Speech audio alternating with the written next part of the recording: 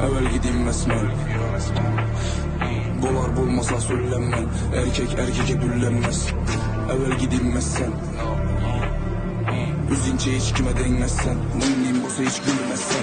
Derdim bu sana açsam sen birinci gülessen kimle kim olduğunu keyin bilessen.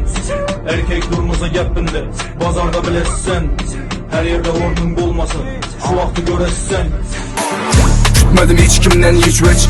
Adama mensep mimam. Denmez Xarazmlı Xiva Ürgənc. Şərtməz bunlara yakış demam. Bucakım yok şah mə imam. İş tutturğanın mən iki inam. Bilinmiydi gül kim ilan. Satıldın değməsə faydan. Hayattan kütme vefa neyden geldi aytın namına arsızlık diyen bela. Dünyada kenmez ölüm. Köp köp yurdum uzak. Vurulman sıkmıydı anınıza.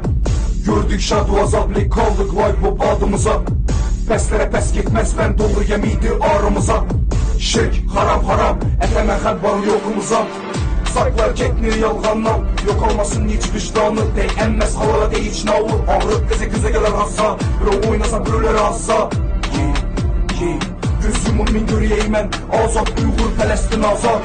Tutmadım hiç kimden hiç veç. Adama mensep mimam. Denmez Xarazmlı Xiva Ürgənc. Şərtməz bunlara yakış demam. Bucakım yok şah mə imam.